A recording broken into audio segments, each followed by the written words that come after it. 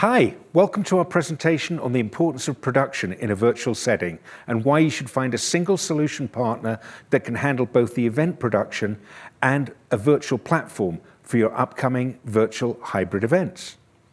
I'm Simon Melser, Vice President of Business Development at Image Audiovisuals, a full-service audiovisual company specializing in the design, management, and the production of your virtual and hybrid meetings. We developed our proprietary virtual platform, the eAttend Virtual Experience, as part of a growing suite of services to accommodate the ever-changing events landscape. I'm joined today by Glenn Thayer, CMP, the voice of meetings and events. Glenn has over 2 decades of professional experience as a conference moderator, master of ceremonies, facilitator, and interviewer. His ability to create event experiences through shared connection has captured audiences in both live and virtual settings. Hi, Simon. Thanks for that intro. Appreciate it. Whether I'm producing an event or I'm moderating it from center stage, I've really seen firsthand the ability of production to really make or break your show. Now, we all know how important audience engagement is for success, but with all the moving pieces of a new event format, we can sometimes forget to go back to basics. Now, there's a lot of ways to get attendees engaged through different platform features, including your entertainment segments. But it's your content. That's the bulk of your show, and it truly needs to capture your audience more than anything else. Now, in our session today, we'll cover why production and the production team matters, the benefits of working with a company that has both platform and production capabilities, hybrid event solutions, and of course, we're going to take a peek into the eAttend Virtual Experience platform. Let's dive in, shall we? Now this year, we saw an extreme change in our industry business models and how we deliver content to our participants.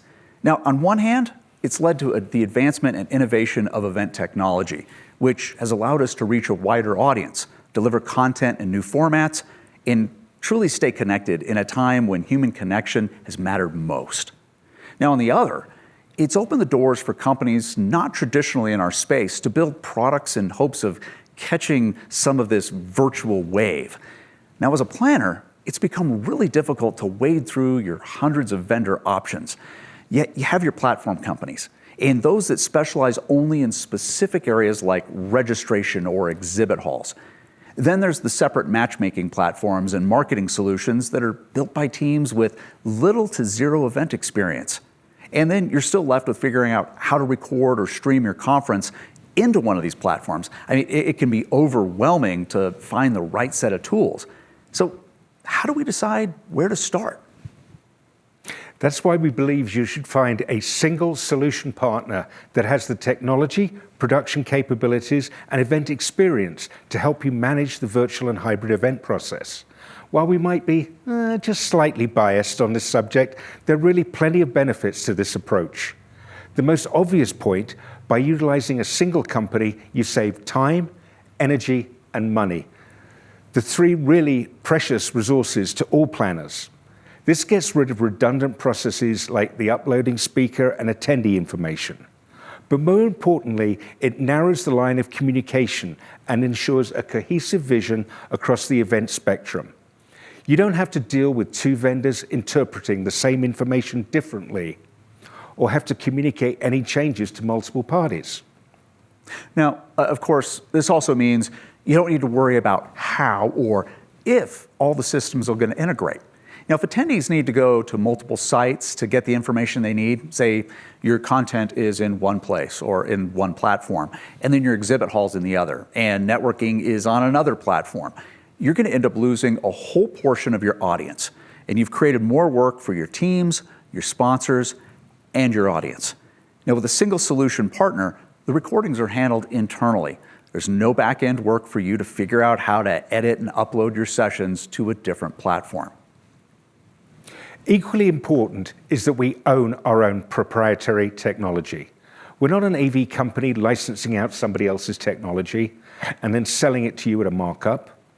It also means we have full control over the platform, its design and user experience from start to finish. We have expertise across the entire virtual process, from the pre-planning to speaker coaching to designing gamification and networking opportunities. We understand how each virtual piece needs to relate to each other to create a unified and consistent experience for each event stakeholder. And not all platform companies know how to run live face-to-face events. I mean, just because now that we're playing in a virtual environment doesn't mean that these elements are any less important. Wherever and however your audience is watching, they want to be engaged and entertained. I mean, it's still a show after all. Plus, can your platform provider do this? This is why production matters. Got to work on that snap. I still can't do the clip. You know, I've seen a lot of really cool virtual platforms lately. I mean, the trees outside move in the breeze. You got avatars walking through the lobby. But you get to the sessions, and what do you have? I mean, you're staring at a talking head for an hour. And we're all pretty much on Zoom burnout. Your audience likely spends all day on video conferencing platforms for work. So why should we replicate the same experience for your conference or event?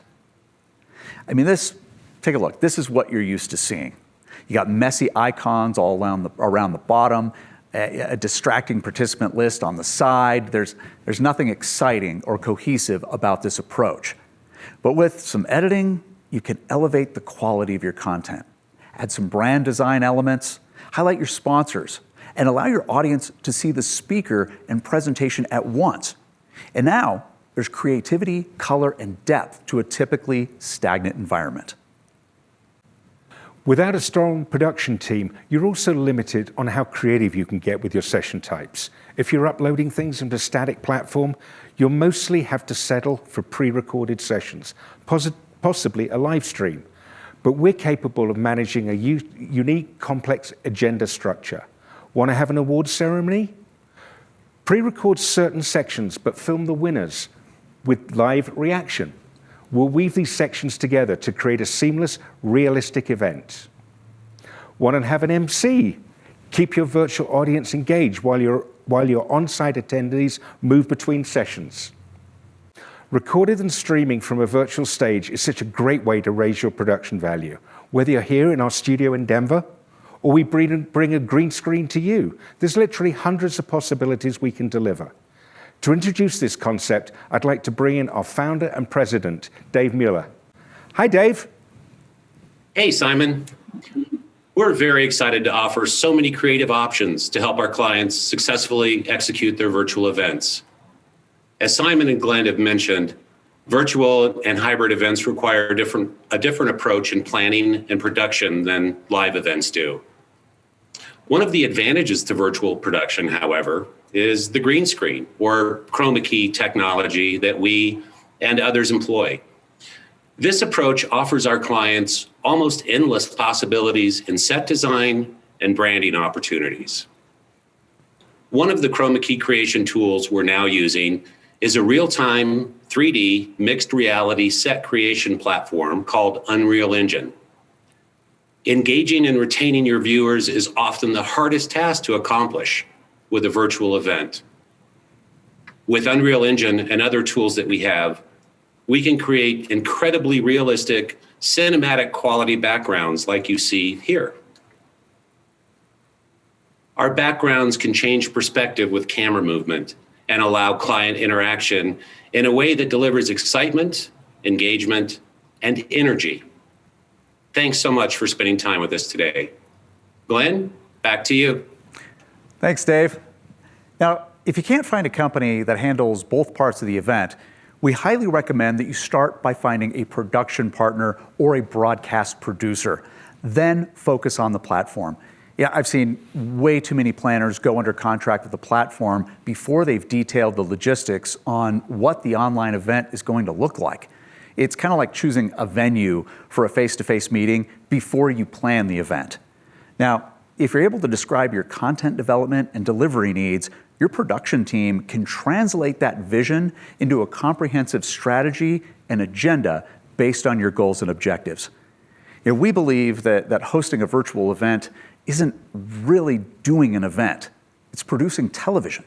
where elevated production and engagement value are the largest factors for retaining an audience. Your production team should become an extension of your planning team.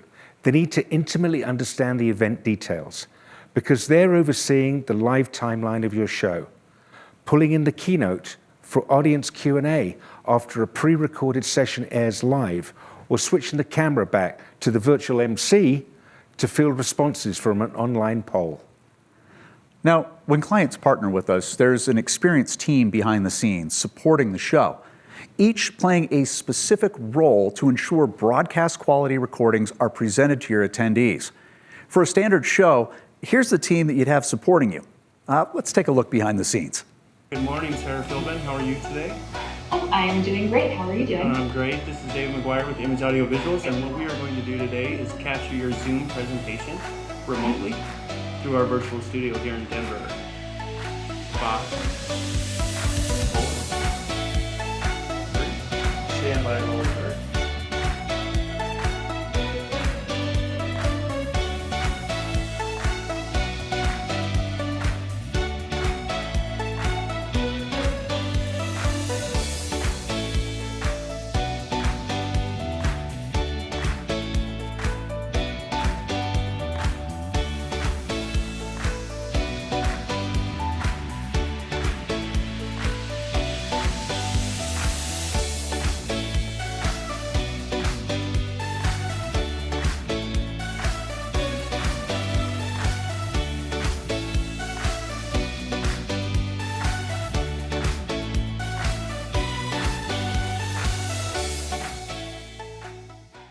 What you just saw is where we conduct all the event logistics, scheduling your speaker recordings, no matter if you have 10 or 110, providing technical coaching around video, audio, lighting, and computer settings, editing the audio and video controls for each session, including adding custom branded graphics and lower thirds, and adding switch media and camera shots. We edited out sneezes, sirens, cats, dogs, and fix any glitches a slow internet connection may cause. We're also your risk mitigation plan. Our studios have fiber connectivity for the fastest, most reliable internet. We have backup power systems, and we have a contingency plan if your selected video conferencing platform like Zoom or Google Meet goes down. We take all the necessary steps to have a plan B and a plan C in space, so your conference isn't overshadowed by any possible technical difficulties. Hey, we've worked with a lot of planners, organizations, associations, helping translate their events in this virtual world. Today, we're joined by Alicia Paris from Kinsley Meetings, a premier event design group. Hey, Alicia, how are you? Hi, Simon. Thanks for having me here today, guys. You're welcome. It's great to see you. So last week, we actually completed a meeting together, and it took a lot of time in planning. What do you think of doing your first virtual meeting? It was certainly different. Definitely not the same as planning what we're typical, our in-person conference, annual conference every year. As Glenn, you mentioned earlier, it's truly producing a TV show. It's a 5-day consecutive TV show versus a 5-day event. From the planner side of things, normally going into a conference, we're spending all of our time putting into the specs and the BEOs and your room blocks. Now we're running, you're putting together the run of show, and you're putting details into the script. And it's a very different and slightly harder, because we're not used to doing it, way of running a conference. Now, some people have said to us that it's like, twice as hard, 3 times as hard. 5 times as hard, would that be fair?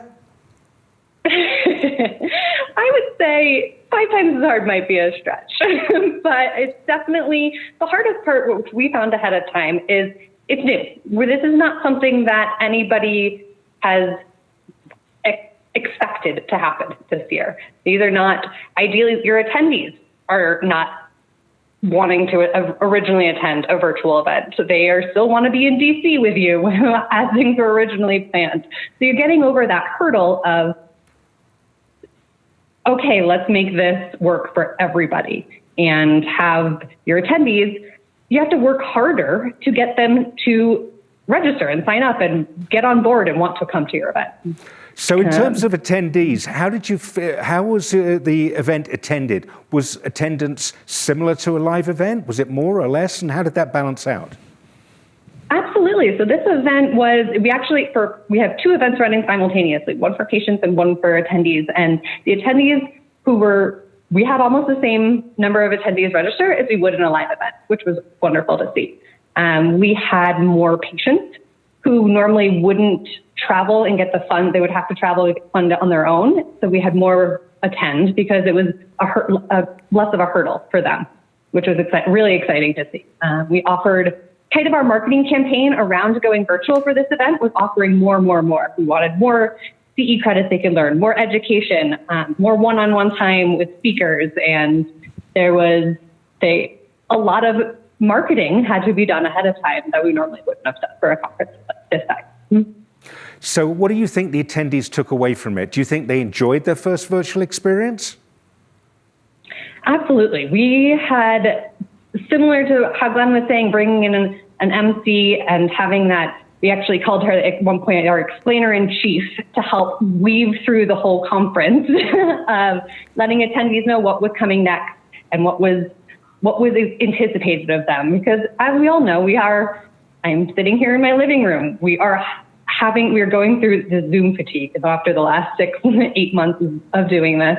And we had some phenomenal feedback of, as you mentioned, Simon, we did do quite a few recordings ahead of time, pushed them out live, and brought speakers in to do active Q&As. We had live musicians, and every morning we did a coffee hour where it was just a Zoom meeting, and truly, like, if you were going to a conference, you'd bump elbows with somebody in the hallway that you hadn't seen since the last conference and naturally just have a conversation over coffee. So attendees really liked the different options to still try and communicate and integrate like they would in a normal conference setting. One of the things I think you guys came up from the planning point of view that was really, really fun was to have that musical interlude. Tell us how you came up with that idea. It was one of those kind of unique scenarios that we needed to, partially because now that we're now not in person, we're dealing with different time zones. And so a lunch break for somebody on the East Coast would not be lunch for somebody sitting in California. So we knew that people would not necessarily want to be away from their computers, or somebody might still be checking emails, and to bring in a live, fun aspect of it was really great. And we had a local musician set up in his own home studio and take requests. And I think people loved watching the falling snow, because it was snowing here in Denver the day that we were filming. Enjoyed that part of it as well. And then we could bring our MC back on, and after questions that were coming up, she could say, yes, it is snowing here in Denver. And keeping that live component to the conference helps really keep and draw people's attention and keep them engaged. For 5 days we knew it was going to be a hard task to get people to stay with us for 5 days. So one of the things I think as well you did was is to look at other forms of engagement and bring in things that aren't necessarily typically educational for the group you're working with, but a bit more fun. I thought the wine tasting idea was very fun. Yes, we did. So this conference, they normally all come together for their poster session and do a wine night. So we wanted to kind of transfer that into the virtual world of how are we going to collectively have a wine night together. And we partnered with a vineyard in California that did a great tasting interactive, and people could purchase the wine ahead of time if they wanted to do their own tasting at home, or they could just take their best bottle right out of the cabinet. We brought in a mixologist for a reception. That was really fun as well. And this group, we learned that 30 cc's was equal to one shot. It was a medical group that was very intrigued and helped make their cocktails that much more unique. But it was a fun group. That's awesome. Thank you so much. We really enjoyed. We love doing events with you guys at Kinsley, and let's hope one day, hopefully very soon, we get back to doing something that looks like live. Absolutely. Likewise. Thank you. Thanks. See you guys. Thanks, Alicia. So Glenn, hinted that we would have a look at the virtual platform, our eAttend platform. And just to give you some background, when live production kind of went away, we needed something to offer our clients that was immersive, that would give them a feeling of being at a live conference. We needed auditoriums, we needed an exhibit hall, we needed breakouts, and we needed a social lounge. So we created eAttend. Here's a quick 60-second video that will explain how it works. Welcome to the eAttend virtual experience, powered by Image Audio Visuals. This is the Virtual Great Hall, a landing spot for all the content for the conference. From here, I can navigate to the auditorium where I can watch live stream general sessions, opening ceremonies, and award dinners. I can browse exhibitors and sponsors in the exhibit hall.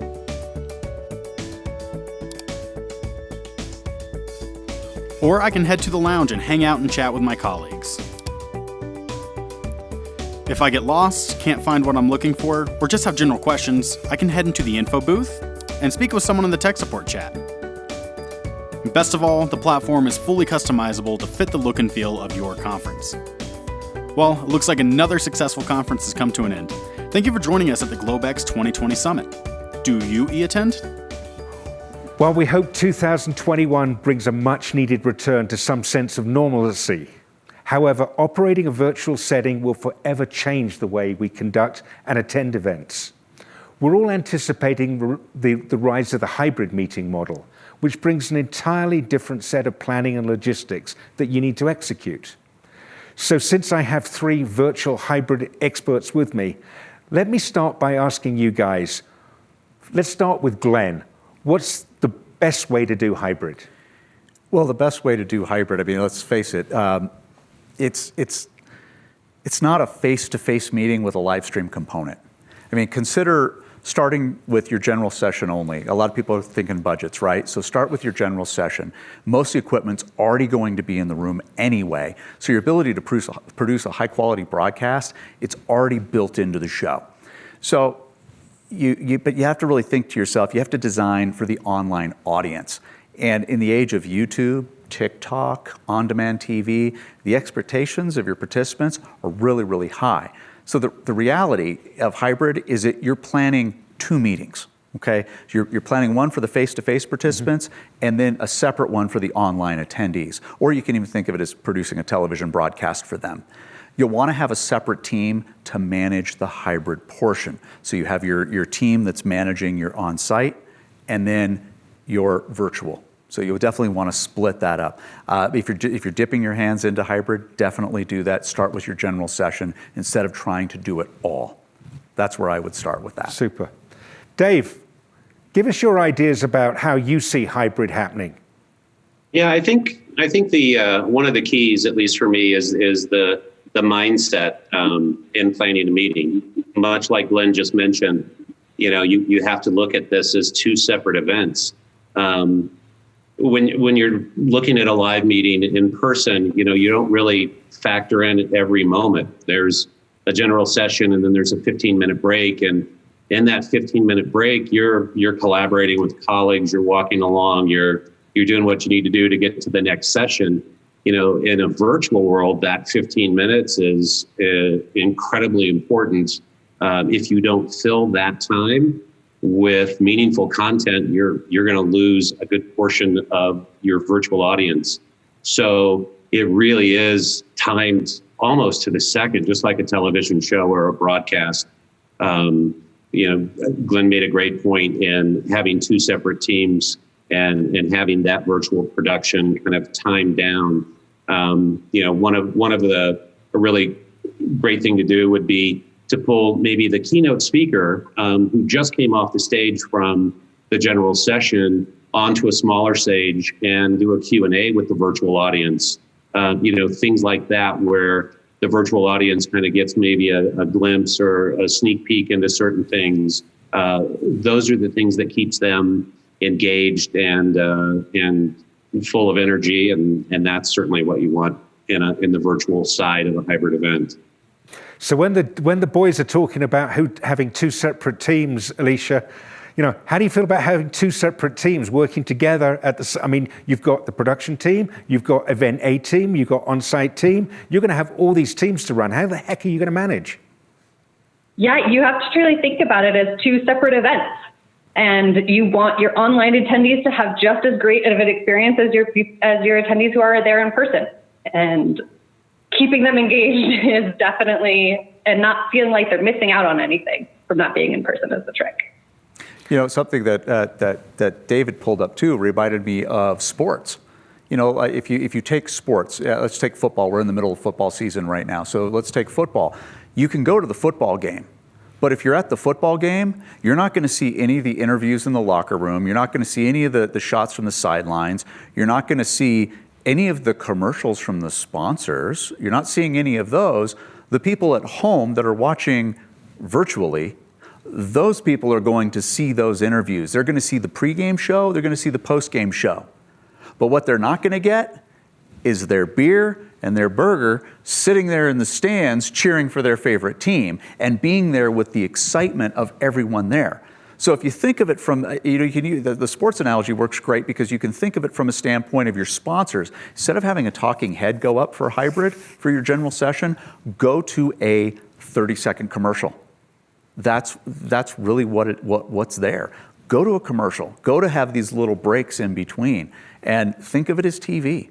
And I think once people start thinking more like that, it's like it makes more sense. It's like, oh, we're telling a story with our conference. So I think that's a awesome thing, is just keep thinking that way. That's great. And one of the things actually, again, I'd like to ask you, Alicia, is companies are talking about how do you price this? You have a price to attend the virtual conference. You have a price to be there in real life. Now you're looking at a hybrid. Now, are the people who are coming to the hybrid, are they losing out? Are they priced differently? Are you going to charge them less, thinking that they're not having the full impact? What are your thoughts on that? How do you think it will work out?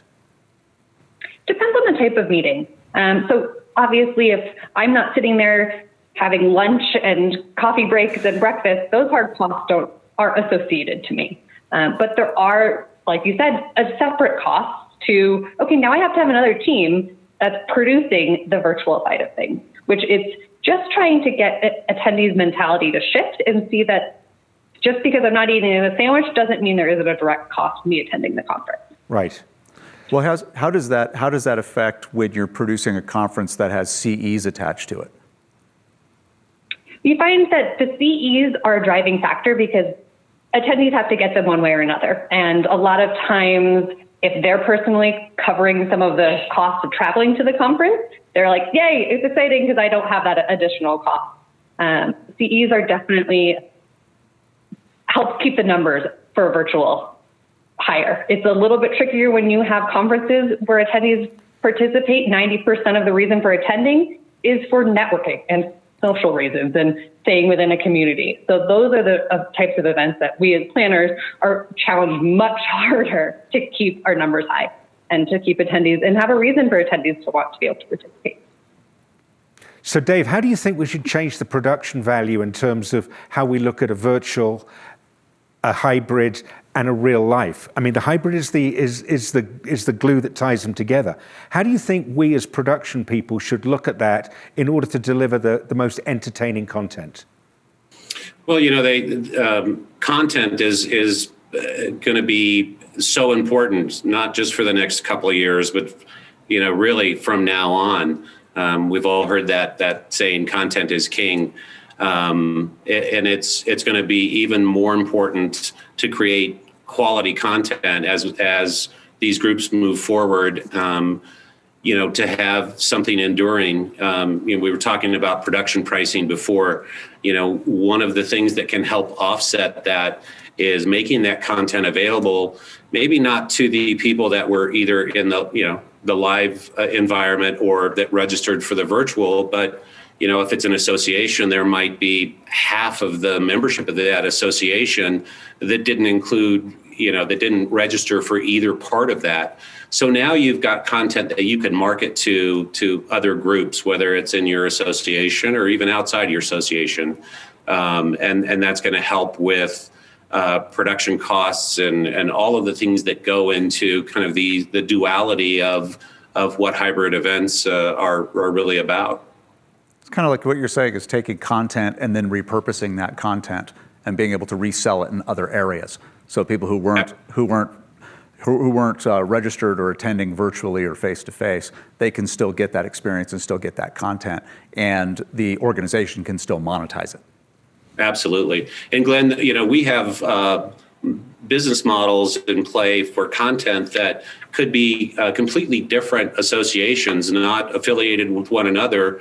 But in the course of, a few years of meetings, you wind up with a library of content that could be thematically the same across multiple association meetings, conventions. And, theoretically, you could package that and it would be a completely novel way to help offset some of the costs that are involved in this. Super. So we're kind of wrapping up here. I'd just like everybody to just leave a message for our viewers. And speaking to the meeting planner community, Alicia, what would you like to say about virtual, hybrid, or what would you like to give advice going forward and how they should deal with this new norm, so to speak?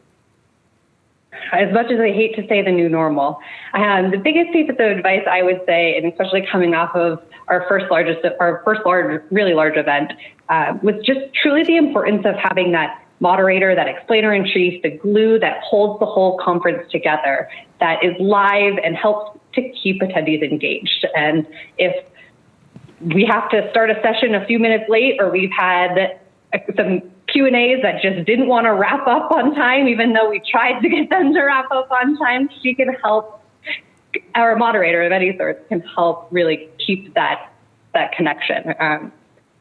I think that's probably my biggest takeaway from this. Super. Dave, what message would you like to give to people who are in our world, in the production and platform side of things? Yeah, it's just, I think we all need to strive to be as creative as we possibly can. There's always different, unique ways to do the same thing. And I think that's going to be one of the differentiators is, how can we do this in a creative and energetic way that accomplishes what most of the meeting planners have as goals, which is retaining their audience and audience engagement. Super. And Glenn, as Mr. MC, virtual, live, and green screen MC guy, what would you like to tell everybody? What do you think? I think the biggest thing for everyone to remember is hybrid is not live streaming your general sessions or streaming your sessions. That is not it. If you want to take a look of what a true live stream is, go to C-SPAN and watch the internal workings of Congress and watch that. Very, very deep content, okay? In high definition, great production value, zero creativity. And if you're not interested in what legislation they're debating on, it's like watching paint dry. So just remember, live stream, not okay. That's not what you want to give it. And going back to what Alicia was saying, you've got to really think about the experience second by second. And again, with Dave, I'm going to piggyback on that. Creativity. You've got to be creative. Guys, thank you so much. Alicia, Dave, Glenn, it's been a bunch of fun, guys. Thank you so much for joining me, and at least hope we've imparted some pearls of wisdom out there for people to grasp. But we've had a great time. Thank you very much, and hope to see you around soon.